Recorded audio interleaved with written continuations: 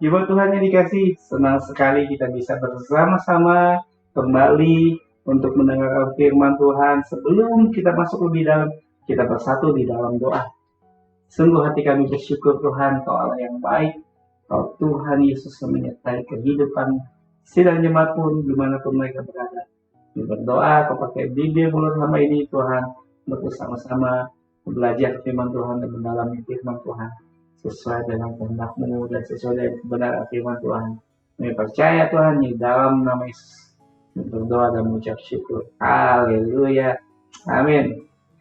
Sabtu ini kita belajar firman Tuhan, Bapak Ibu senang sekali, dan saya semua berharap Bapak Ibu yang dikasih Tuhan dalam keadaan baik, dalam keadaan sehat, dimanapun Anda berada. Haleluya. Kita akan membahas perihal baptisan pada minggu ini. Hari ini kita belajar mengenai baptisan kelahiran kembali. Jadi, agar seseorang dapat beralih nih dari kewarganegaraan dari dunia dan memasuki kerajaan Allah, ia harus menanggalkan kewarganegaraannya, kewarganegaraan dunianya dengan jalan kematian di bumi. Betul ya? Jadi sebabnya Allah menugaskan Tuhan Yesus yang mati mewakili seluruh dunia ini agar kita percaya kepadanya dan menghapuskan kepadanya kematiannya.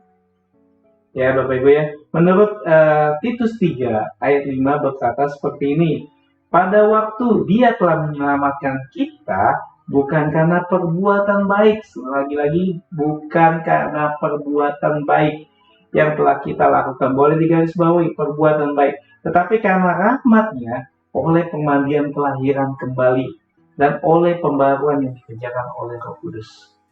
Jadi perbuatan baik itu nggak hanya cukup untuk kita mendapatkan keselamatan. Perbuatan baik yang diajarkan agama lain. Yes, kita harus berbuat baik. Yes, kita harus banyak-banyak berbuat baik, banyak-banyak beramal. Tetapi firman Tuhan jelas dikatakan, kita diselamatkan bukan hanya karena perbuatan baik.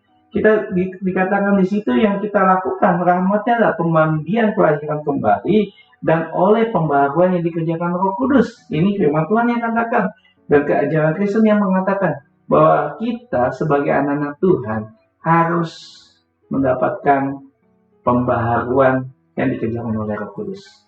Ya, baptisan kelahiran kembali ini adalah pengajaran yang menyatakan kalau pembaptisan menjadi syarat bagi seseorang untuk bisa dianugerahkan keselamatan. Lebih tepatnya, kelahiran kembali dianggap tidak akan terjadi hingga seseorang dibaptis dengan air. Ya, baptisan kelahiran kembali ini menjadi pengajaran dari berbagai denominasi kekristenan.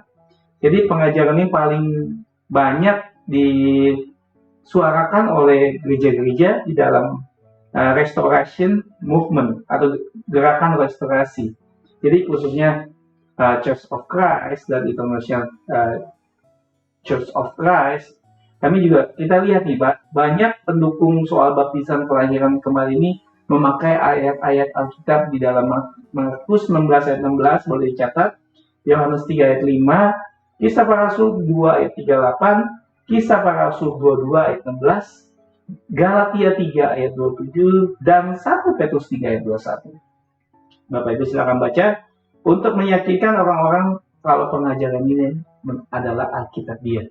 Ya, ayat-ayat tersebut memang tampaknya seolah memang membuktikan jika baptisan diperlukan supaya seorang bisa dianugerahkan keselamatan. Jadi para pendukung baptisan kelahiran kembali ini biasanya memiliki formula yang terdiri dari 4 bagian, Bapak Ibu, yang menjelaskan bagaimana keselamatan diterima oleh seseorang. Ya, mereka percaya bahwa seseorang harus percaya, bertobat, mengaku, dan dibaptis untuk bisa diselamatkan. Di dalam Roma 6 ayat 3-4 dikatakan, atau tidak tahukah kamu bahwa kita semua yang tidak dibaptis di dalam Kristus telah dibaptis di dalam kematiannya. Ayat 4, dengan demikian kita telah dikuburkan bersama-sama dengan Dia oleh baptisan di dalam kematian. Supaya apa? Sama seperti Kristus telah dibangkitkan dari antara orang mati oleh kemuliaan Bapa. Demikian juga kita harus hidup di dalam hidup yang baru. Ya, menurut baca firman Tuhan dalam 1 Petrus 3 ayat 20 sampai 21, kita bisa lihat tentang cerita Nabi Nuh diselamatkan oleh Allah dengan membaptis seluruh dunia dengan air. Dan dari bahaya ini, apakah keluarga Nuh diselamatkan? Yes, karena Tuhan melihat, Tuhan mengkreat manusia. Ketika manusia jatuh ke dalam dosa, Tuhan begitu murkanya, Tuhan begitu marah, sehingga dia ingin memusnahkan dunia, dia ingin memusnahkan ciptaannya. Tetapi Tuhan melihat ada satu keluarga yang diselamatkan, itu 8 orang, keluarganya Nuh. Dia hidupnya berkenan kepada Tuhan, berkenan kepada Allah. Ya, menurut Markus 16 ayat 15 dan 16 katakan, syarat agar seorang dapat diselamatkan ialah dengan jalan memberitakan Injil kepada segala makhluk, dan siapa yang percaya dan dibaptis akan diselamatkan. Ini menurut Markus 16 ayat 15 dan 16. Mengapa sekarang seorang, menurut saudara nih, salah satu penjahat di samping Tuhan Yesus di atas kayu salib itu menerima kepastian keselamatan tanpa dibaptis terlebih dahulu? Banyak pertanyaan, banyak kisah. Jadi kita bisa lihat respon yang harus kita ambil. Salah satu penjahat menanggapi pesan keselamatan dengan imannya dan dibawa ke surga pada hari itu juga. Dan Tuhan Yesus berkata, dengan hari ini juga kau akan bersama-sama aku ke Firdaus.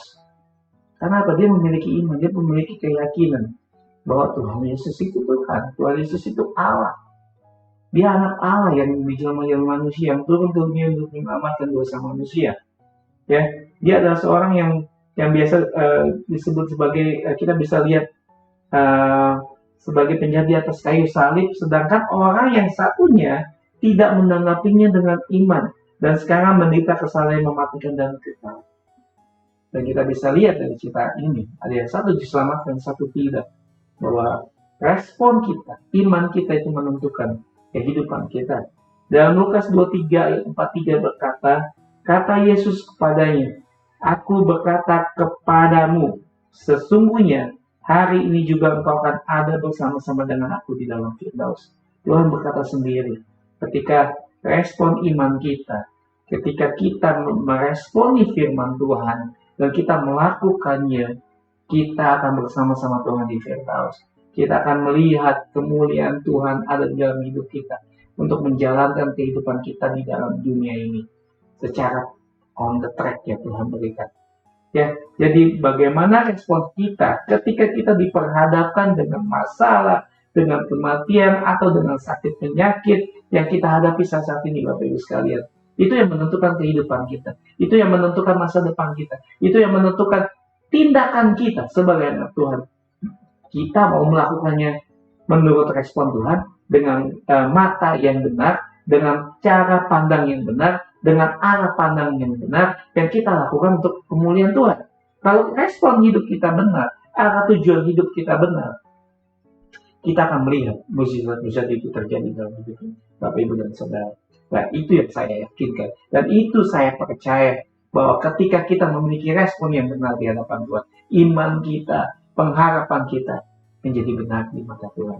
Ya, percaya atau tidak menganggap penting tentang kepercayaan ini tentang Kristus Yesus. Kita harus percaya penuh kepada Tuhan yang memberikan kita keselamatan, yaitu Tuhan Yesus Kristus. Demikian firman Tuhan pada siang hari ini yang bisa saya sampaikan. Kita akan kembali pada Sabtu minggu depan dengan jam yang sama. Sabtu depan kita akan belajar mengenai baptisan Roh Kudus. Salam sukacita selalu Bapak Ibu. Tuhan Yesus memberkati. God bless you. Haleluya.